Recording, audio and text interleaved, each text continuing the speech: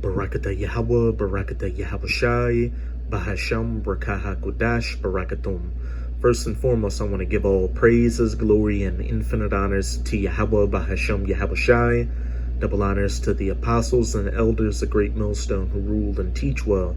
In peace and salutations to you sincere Akim out there, pushing this word in truth and sincerity to the four corners of the globe. May you brothers endure until the end. This is the brother Ra'aya with another video, and I'm going to start it off in Joel chapter 2, verses 1 to 8. Blow ye the trumpet in Zion, and sound an alarm in my holy mountain, which is exactly what the true men of the Lord, the prophets of the Most High, chiefly through GMS or Great Millstone, are doing by going out onto the highways and byways to preach this word, as well as putting up video epistles like this. 2. Let all the inhabitants of the land tremble. Hey, tell the elect of the nation of Israel, or the 144,000 and the rest of the righteous 1/3 of you so-called Negroes, Latinos, and Native Americans, as well as the Israelite foreigners who look like the heathen nations, that the day of Yahweh is coming, Jacob's trouble, when all these horrible calamities are about to befall this place for judgment, and what you need to do to stay in the good graces of your power, Yahweh Bahasham Yahawashi, so you can be protected from those calamities, and to also tell 2/3 of the nation of Israel who are hard-headed and refuse to return under their power, and the heathen nations, chiefly the Edomites or the so-called white people, also that the day of Yahweh cometh, for it is nigh at hand, and that you're all going to be judged for the wickedness that you've been committing on this planet. Verse 2, a day of darkness and of gloominess, a day of clouds and of thick darkness, as the morning spread upon the mountains.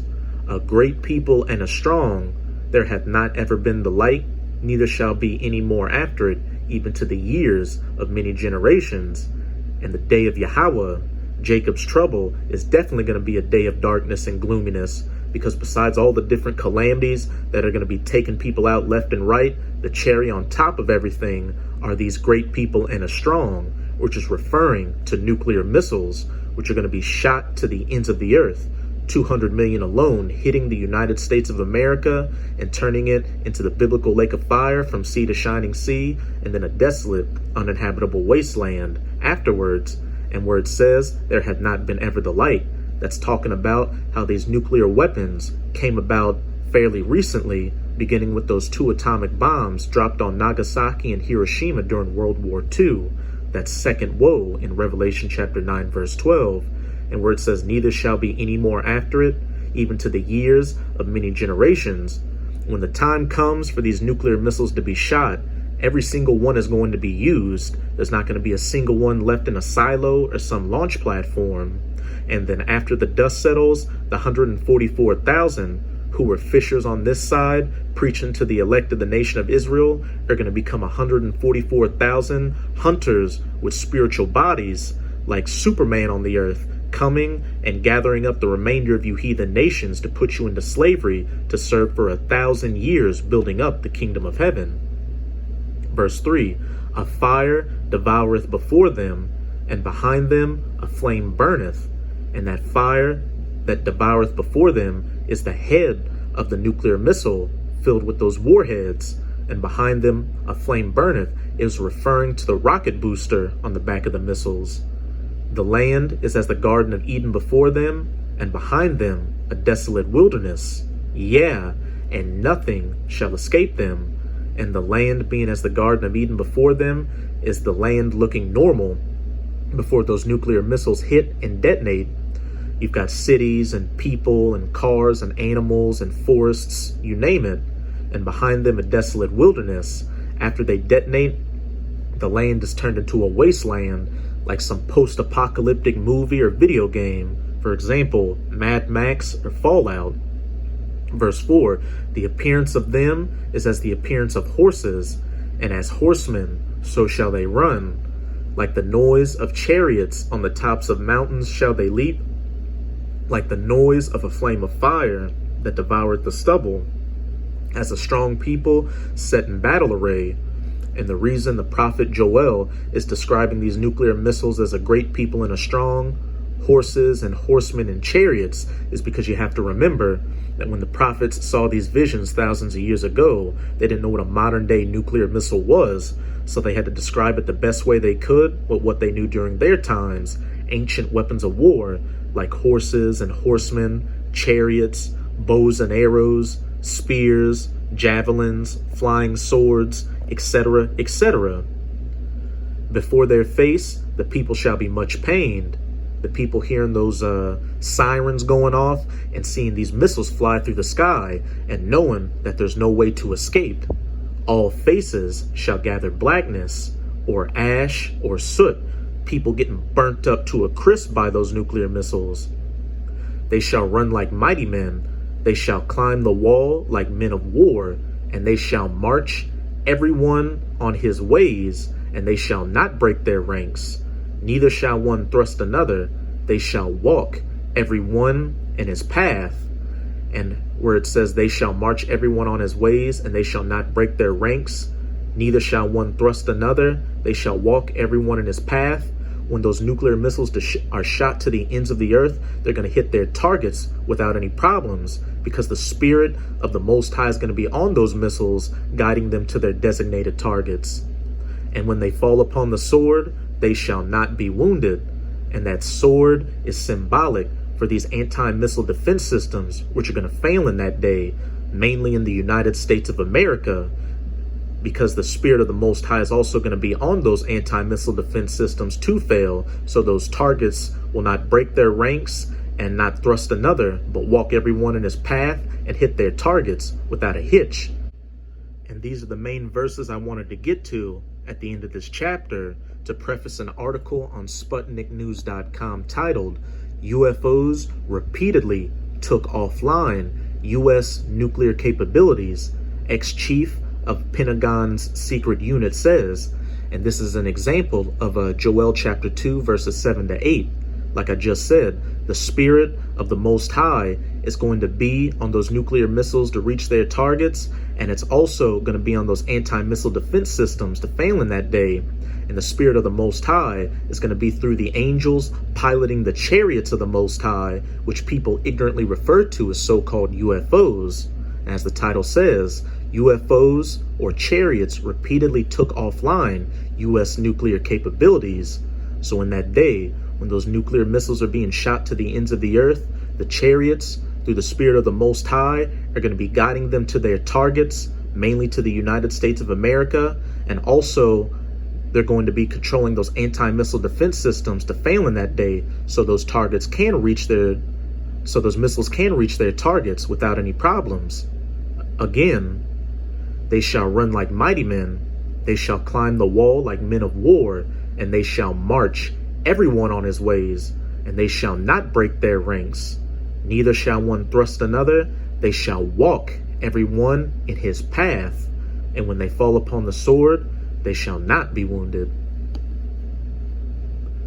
Washington, Sputnik, unidentified flying objects, or so-called UFOs, really IFOs, identified flying objects, have repeatedly meddled with U.S. nuclear technology, forcing some facilities to go offline.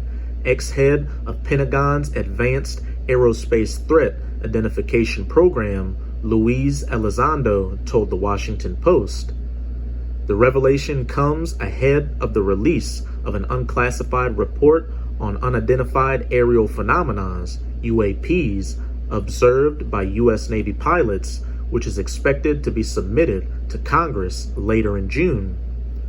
Now, in this country, we've had incidents where these chariots have interfered and actually brought offline our nuclear capabilities, Elizondo said in an interview. While some may deem the incident to be something that is peaceful, there is data suggesting that UFOs have meddled with other countries' nuclear technology and actually turned them on, put them online, the expert said. And hey, those other countries are probably mainly Russia and China, because again, when the Spirit of the Most High puts it on these nations to push that red button and shoot those nukes on that day, hey, the chariots are going to be controlling these nuclear missiles from nations like Russia and China to reach their targets in the US without any problems. And then on the flip side, not only are the Chariots going to be controlling America's anti-missile defense systems to make them fail in that day, but hey, they're also going to be controlling some of America's missiles to make them fail to launch. So it'll be that much easier for these nations to destroy the United States of America, and America barely be able to retaliate. I think that there is certainly at this point enough data to demonstrate there is an interest in our nuclear technology, a potential to even interfere with that nuclear technology, Elizondo said, noting there is nothing surprising about a possible increased interest in U.S. capabilities related to its nuclear technology. That's it with this article. Now I'm going to close out in Psalms chapter 58, start at verse 3, just to further hammer in the point. The wicked are estranged from the womb. They go astray as soon as they be born, speaking lies. And this wicked is referring to the Edomites, the border of wickedness in Malachi chapter 1, verse 4. The wicked, whom the earth has been given into the hands of, in Job 9, verse 24. The nation that the Most High has put the Spirit on to create these nuclear weapons, to not just to catch them in a trick bag. These Edomites thought they created these nuclear weapons to be able to have dominance over other nations, but ultimately the Most High put the Spirit on them to create it so they could bring about their own destruction during this upcoming nuclear-armed World War III. Now I'm going to jump down to verse 6. Break their teeth, O power, in their mouth. Break out the great teeth of the young lions, O Yahweh. And what are teeth to a lion? Its main weapon. So these teeth getting broken in the young lion's mouth is talking about these Edomites' military might being broken in that day, chiefly that of the United States of America and its nuclear arsenals. Let them melt away as waters which run continually, when he bendeth his bow to shoot his arrows. When the United States of America gets ready to shoot their nuclear missiles in retaliation, let them be as cut in pieces. Let those nuclear missiles fail in that day, or at least a lot of them to fail. So when these other nations shoot their nuclear missiles onto the U.S. won't be able to completely retaliate against them, which is exactly what we read about in that article on Sputnik News. So-called UFOs, really the chariots of the Most High, meddling with the United States of America's nuclear capabilities. So that's it with this video. And with this video, I hope you sincere Akim were edified. Just keep strong and keep pushing this word. We're almost out of this final wicked captivity of the heathen nations, chiefly of the Edomites. And as always, I'm going to say Abad Babal, Kwam Yasharala, and until next time, Shalom.